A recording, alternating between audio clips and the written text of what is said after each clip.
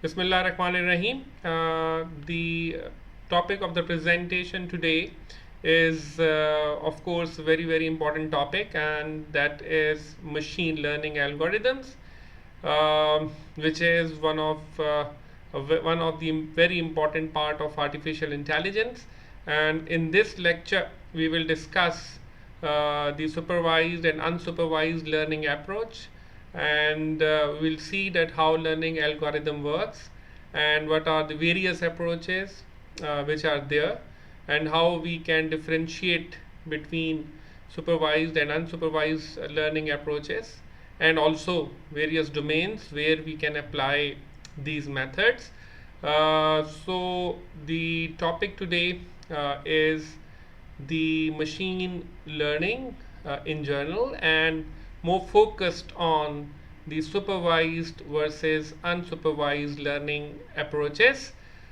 So we start our discussion, and we'll move on to the definition of machine learning, and which is very important for us to comprehend, because this learning concept or this learning trait is basically came from humans, because this is one of a very important trait of human beings. So in definitely machine learning is based on the same concept, and which is also, you can say, a branch of artificial intelligence, one of the important branch of artificial intelligence and computer science, which focuses on the using data and algorithms to enable AI to imitate the way that human learn. So what is our mechanism of learning? This is very important for us to understand how we learn. We start, for example, driving. So when we start our driving, very first day when we are learning the driving, it seems very difficult for us. We are not comfortable. Whenever we look on the left, we can't look on the right. Sometimes we are unaware of the back mirror. We are tentative in moving, the steering. And obviously what we do is that we repeat this task, and when we repeat this task, we improve the environment. What happens is that we learn, and with the learning, that confidence also comes, the accuracy improves, and then we will be able to drive a car with the proper rules and regulations on road networks. So that is again an example of a learning mechanism. Another example of learning is start playing a game. You just started playing chess. So for the very first time, it is very difficult for you to play chess, because it is definitely a difficult game.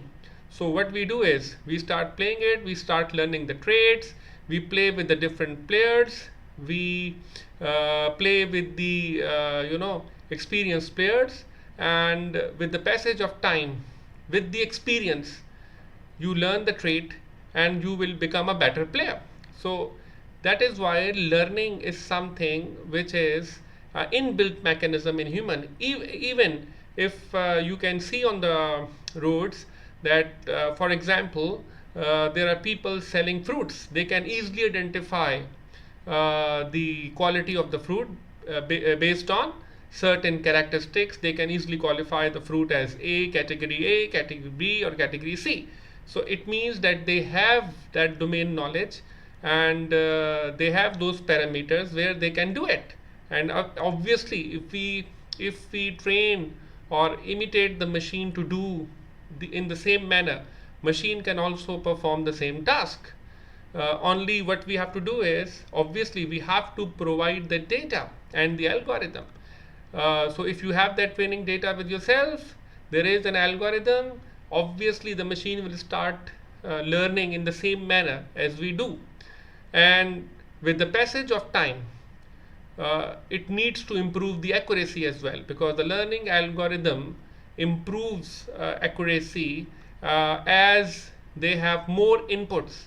So if we have more inputs, obviously this algorithm has to improve. Machine learning is defined as a discipline of AI that provides machine the ability to automatically learn from the data and past experiences, to identify patterns and make predictions with minimal human intervention.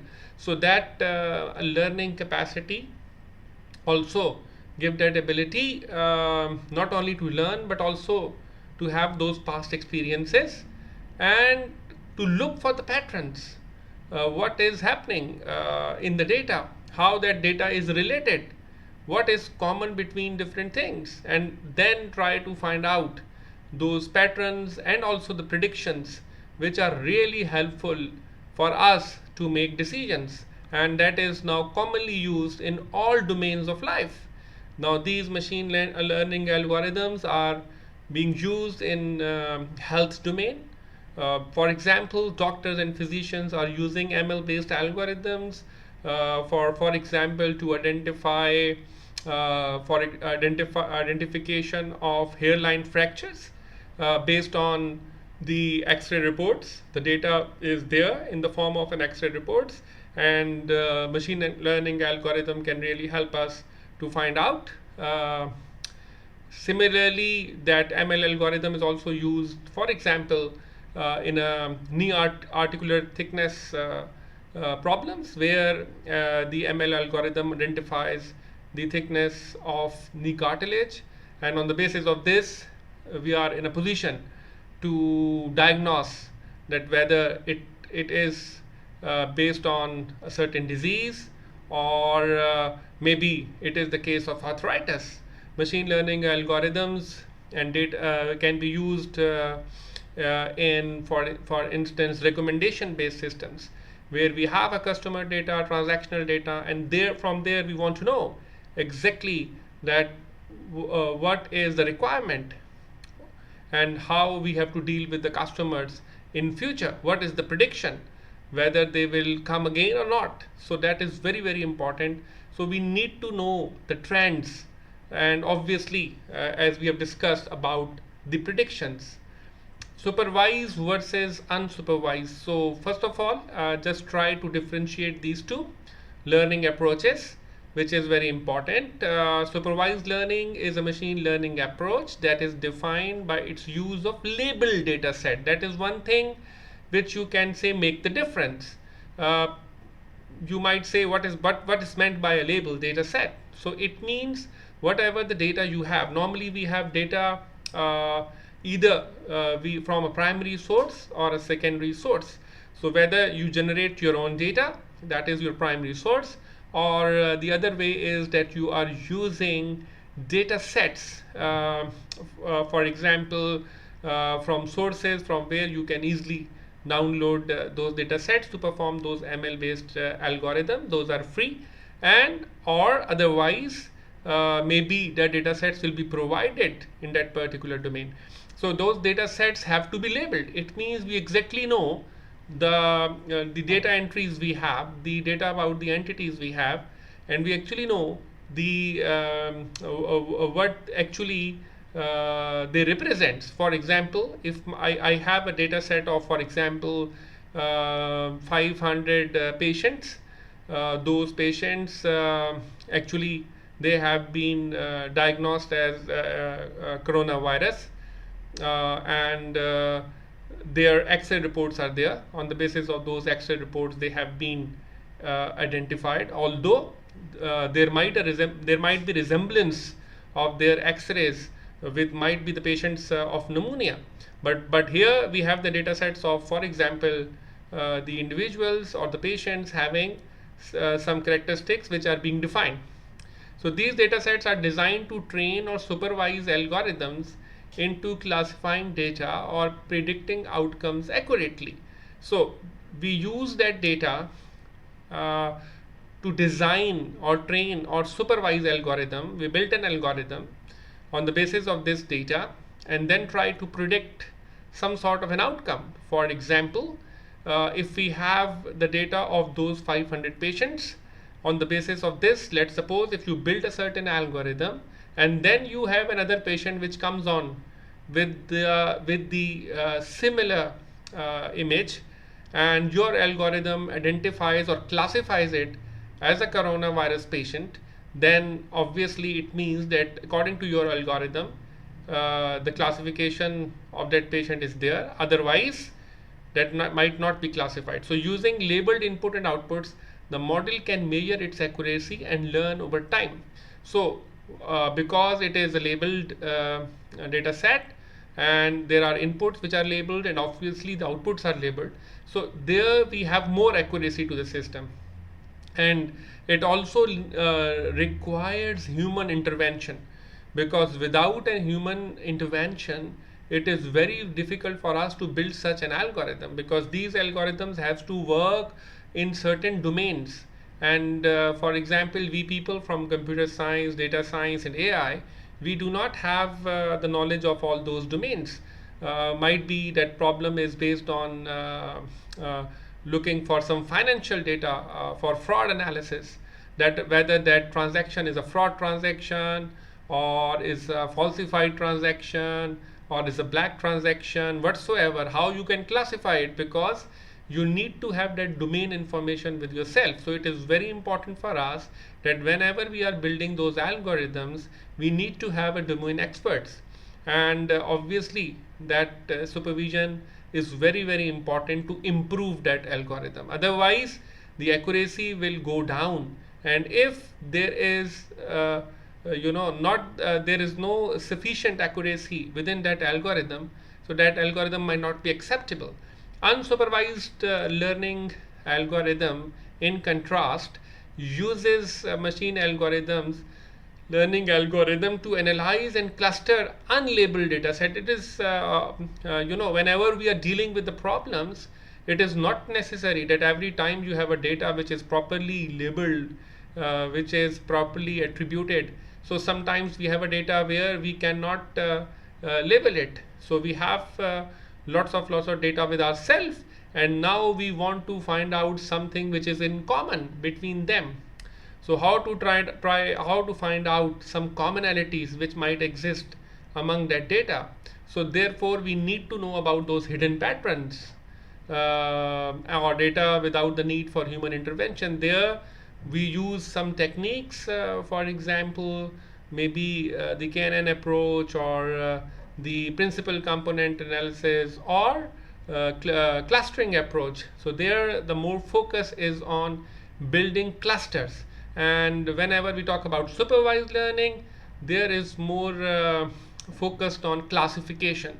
So there is a little difference between classification and clustering. So in clustering, we have a huge data with ourselves. We try to apply certain models to it.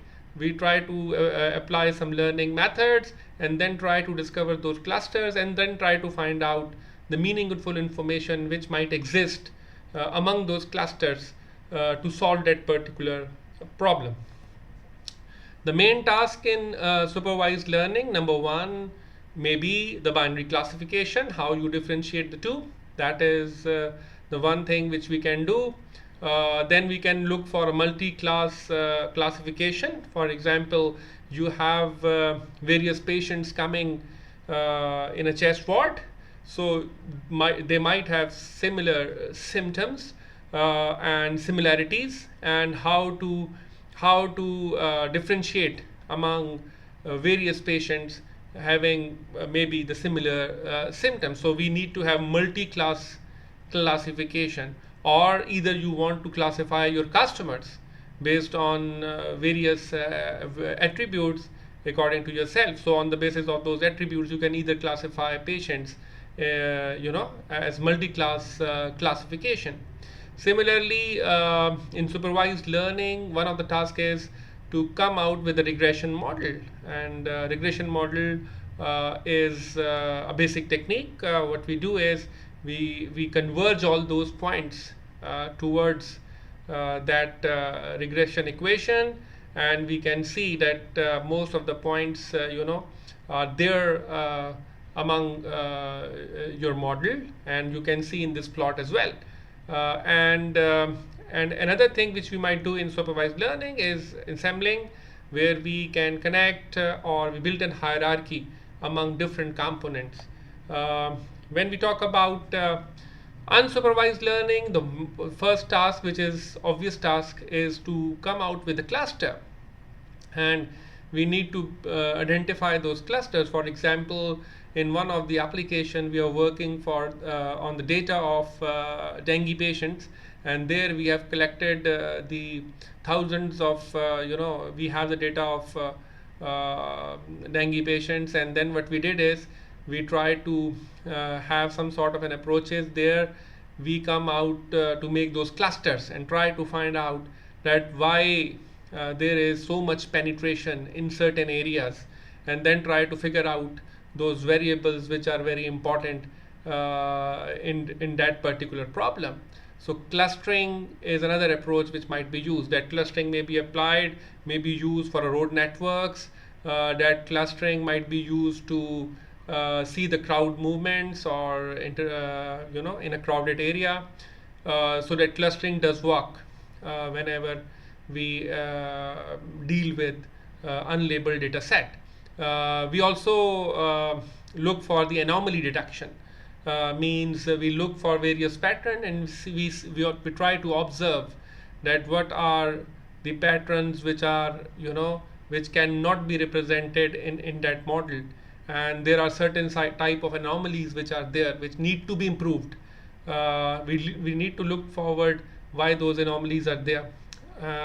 Similarly, association mining, how we can associate various facts together and to determine and to find out the other facts. So how to build those relationships among various variables. And the last thing, which is very, very important, that is the concept of dimensionality reduction, because that DR is very effective when we are dealing with a huge data set, with the big data sets, because whenever we are applying such approaches, obviously we are not talking about the data set of 200, 300, 2000, 5000 entities. There might be, we are dealing with the big data, and not only the big data, but also there are so many variables which are intimating variables, and so there is a need to find out the useful or the minimal variables by which we can predict the system in a much better way. So therefore we need dimensionality reduction, and for that purpose there are different tools which are available, which are methods which are available. One of the approach is PCA, that is called principal component analysis. How ML works, this is again very important. So there are three very important points when we talk about the working of ML. Number one, a decision process. In general, the machine learning algorithms are used to make a prediction or classification. So either you go for a prediction, you predict, okay, fine, we have that data and we have so many transactions, financial transaction, these transactions are suspicious ones. So what you did is you classify it, or sometimes you also predict. For example, you have a crime data within the city, and on the basis of this you have a prediction that these crime might happen in future in that particular areas. So we can look for strategies for prediction or classification based on some input data which can be labeled or unlabeled.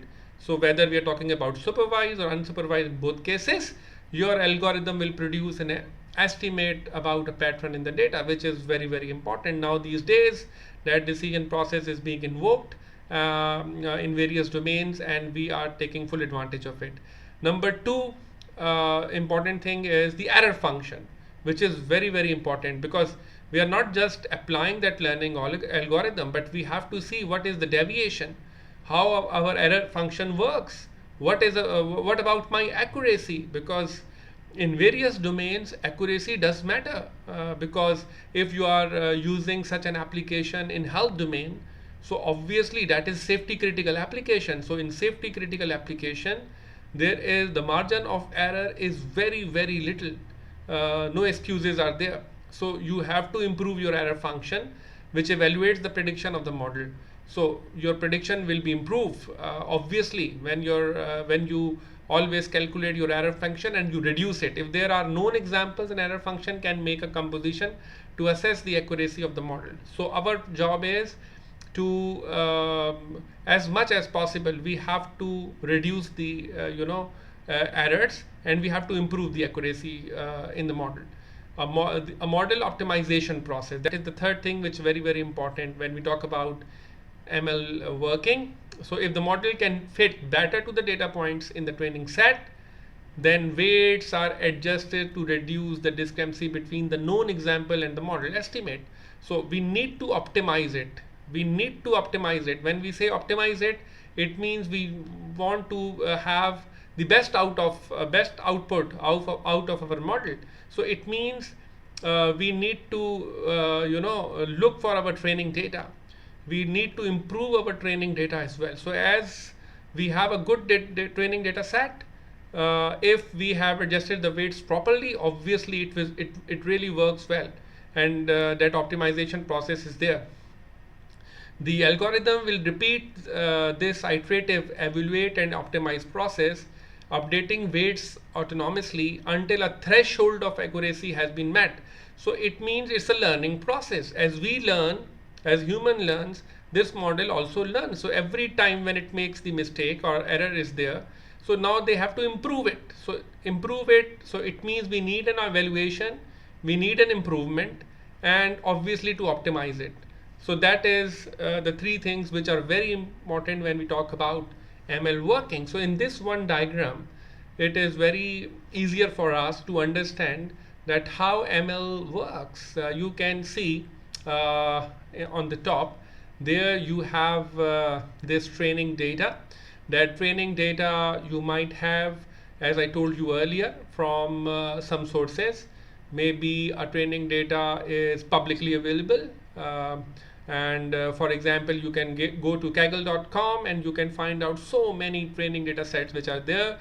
If you believe that your problem is related to those domains, you can also use that data set as well. There are resources which are there on UCLA as well for the training data. I have also worked on few projects where I have used sensory devices, IoT based devices, and by using those IoT devices I have collected the data, and that data I have used for my model to train. So either you can have your own data with yourself, or you might have the data available for solving your own domain related problems, and or you can also find out that data from reliable sources, organizations. So this is very, very important because we need to train the model, and for training it needs data. So the more data that we have, the more standard data we have, the training model definitely works well.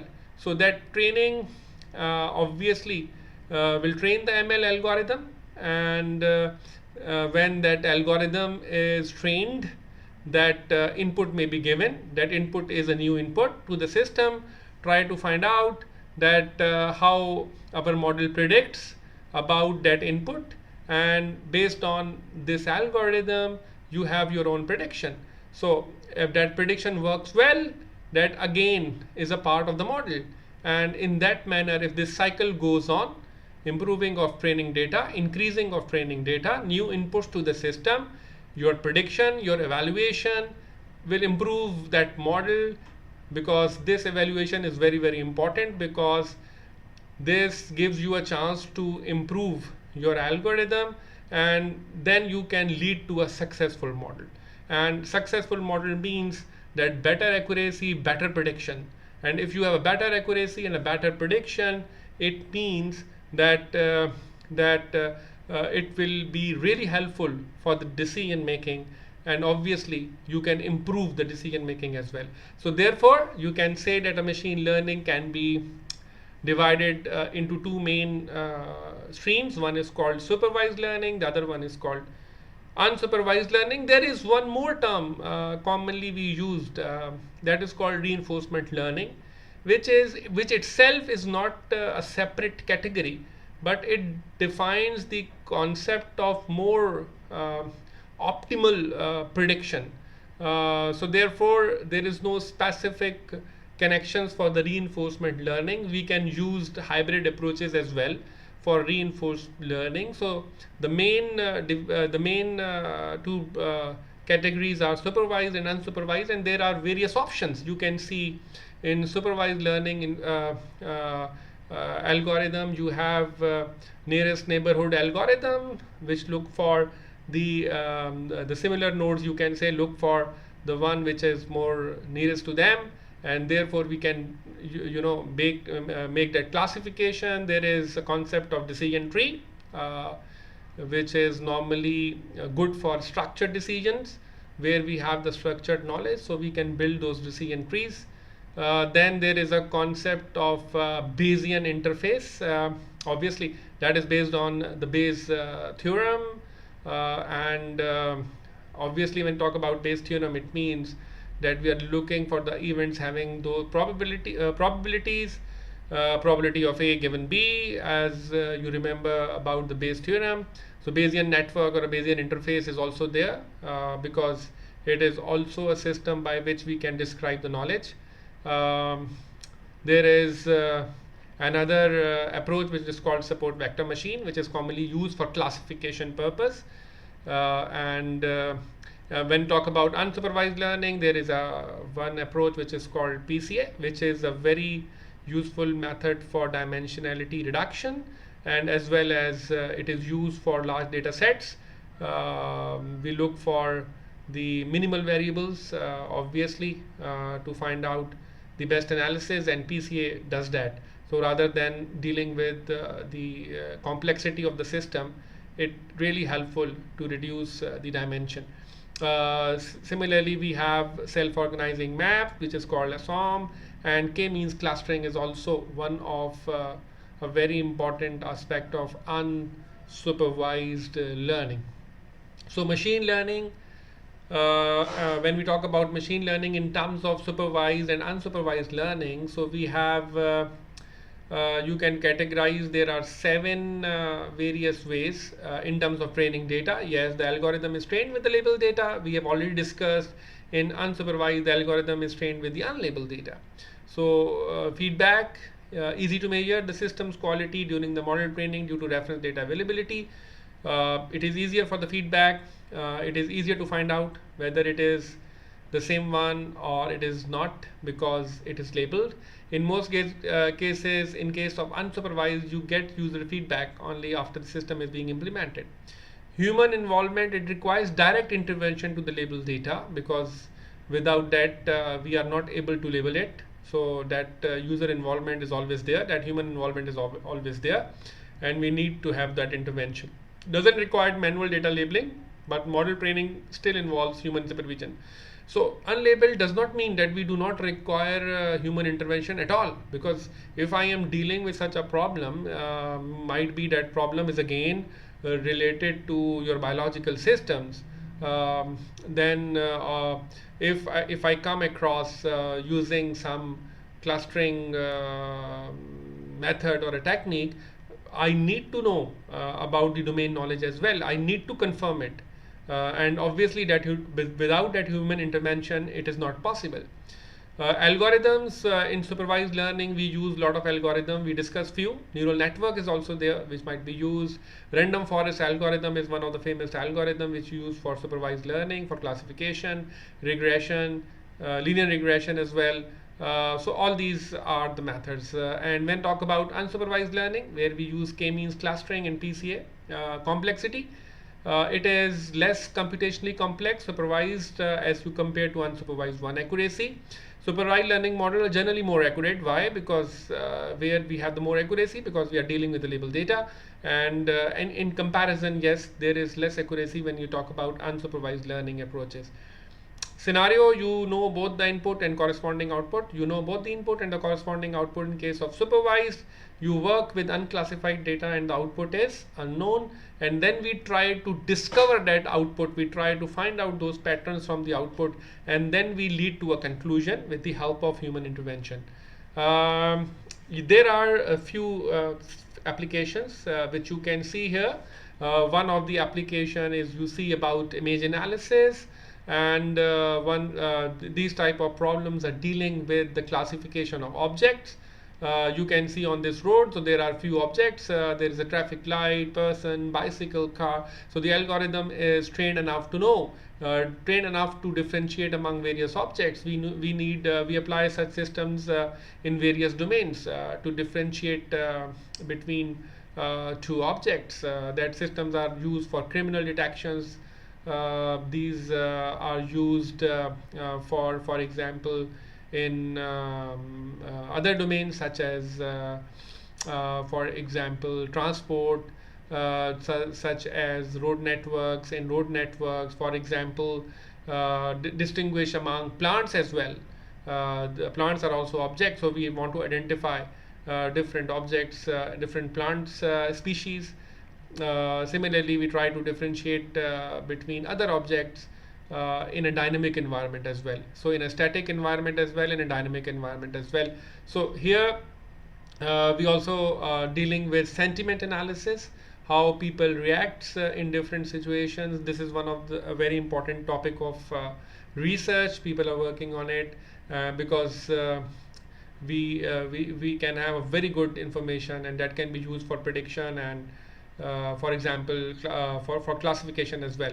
So on the basis of those sentiments, recommendation based systems are now commonly used, and these are really helpful to attach your customers and clients with your products, and need to know what is the best for them, rather than having a product for everyone. So we need more recommendation based systems, and here also the ML works really well.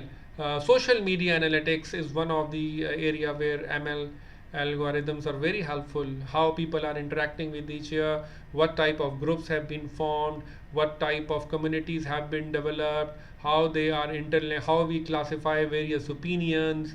So there is lots of analytics which is going on social media tools.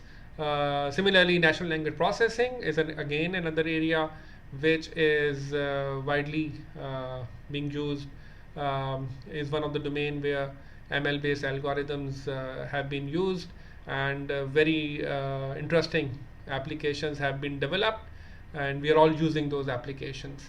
So this is a little introduction about machine learning, supervised and unsupervised learning, and to give you a little idea at the introductory level to know what is the difference between these approaches. Thank you very much, and wait for the next presentation. Looking forward for your positive feedback, and we will be having more presentations soon. Thank you.